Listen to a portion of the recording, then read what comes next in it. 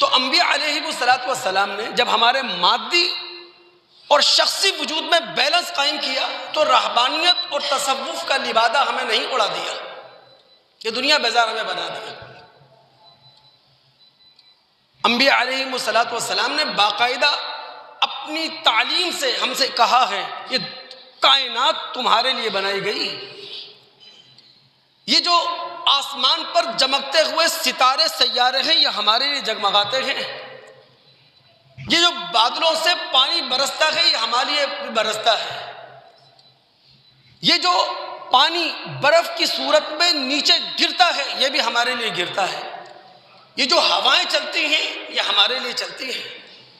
انبیاء علیہ السلام نے دوستو اپنی تعلیم سے ہمیں یہ بتایا کہ زمین پر جو کھیت و کھلیان ہیں، یہ جو نخلستان پاکستان ہیں یہ تمہارے لیے ہیں، یہ جو دریا بہتے ہیں، یہ چشمے پھوٹتے ہیں یہ تمہارے لیے ہیں، یہ ٹھاٹے مارتا ہوا سمندر تمہاری خدمت کر رہا ہے یہ تمہارے لیے ہے، یہ جو ایمیزون اور اس جیسے چھوٹے بڑے جنگل یہ ہمارے لیے خدا نے پیدا کیے ہیں۔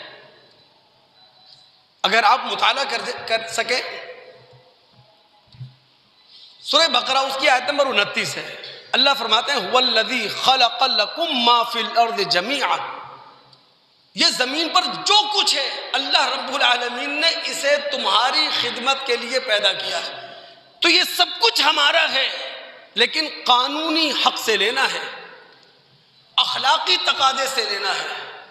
اگر قانون کو بائی پاس کریں گے، اخلاق کو شرمندہ کریں گے تو پھر انبیاء علیہ السلام ہمارا بڑا ہوا ہاتھ تھام لیں گے، نہیں۔ جو کچھ دنیا سے لینا ہے، جو کچھ دنیا سے حاصل کرنا ہے اس پر ہمارا قانونی حق ہونا چاہیے، ہمارا اخلاقی حق ہونا چاہیے۔ اب اگر آپ کے دماغ حاضر ہے تو ایک روایت کا بھی مطالعہ کر لیں۔ بخاری کتاب الزکوٰۃ کے اندر روایت ہے، حکیم بن حزام رضی اللہ تعالیٰ عنہ راوی ہے، نبی صلی اللہ علیہ وسلم نے حکیم بن حزام کو مال دیا، انہوں نے مزید تقاضا کیا تو اللہ کے رسول نے مزید دے دیا، لیکن اس کے بعد نبی علیہ السلام نے حکیم بن حزام کے توسط سے اپنی پوری امت کو قیامت تک کے لیے جو تعلیم دی ہے نا، اللہ کی قسم اگر یہ نگاہوں میں رہے اسلامی دنیا کی وہ حالت نہ ہو جن حالات سے ہم دوچار ہیں۔ ٹوٹل پیسے کی جنگ ہے، ٹوٹل خوشحالی کی جنگ ہے۔ اگر اسلامی دنیا پیسے کی طاقت ہونے کے باوجود امریکہ کی گود میں اپنا وزن ڈالتی ہے تو پیسے کی وجہ سے۔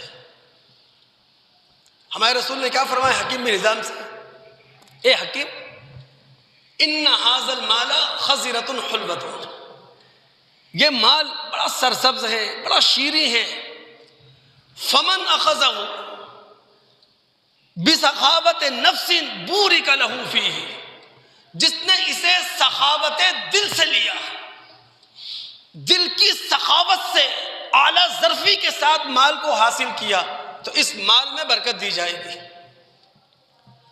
ومن اخذہ باشراف نفس، جس نے دنیا کا مال و متاع حاصل کیا لیکن لالچ کے ساتھ، حرص کے ساتھ، طمع کے ساتھ، اور ہم سب جانتے ہیں حرص، طمع، لالچ کے ساتھ جب مال حاصل کیا جاتا ہے معاشرہ تباہ ہو جاتا ہے۔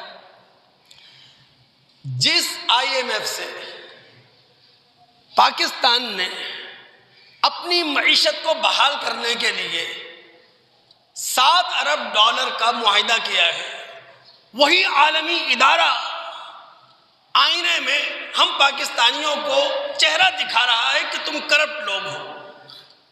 یعنی اپنی معیشت کو بہتر کرنے کے لیے، اپنی معیشت کو سنبھالا دینے کے لیے تم نے ہم سے سودی قرضے لیے، لیکن تمہارا جو المیہ ہے وہ ہے کرپشن۔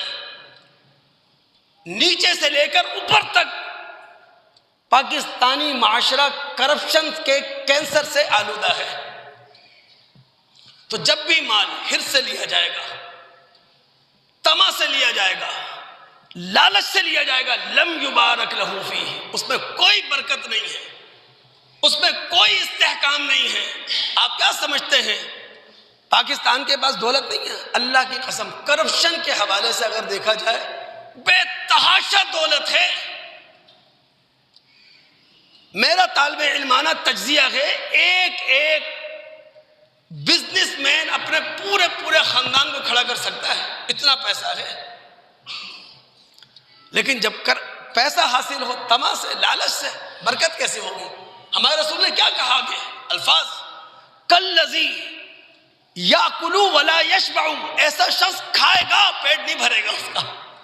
ایک کے بعد دوسرا سونے کا پہاڑ، دوسرے کے بعد تیسرا سونے کا پہاڑ، ایک وادی کے بعد دوسری وادی، دوسری کے بعد تیسری وادی کی طرف نکل پڑے گا.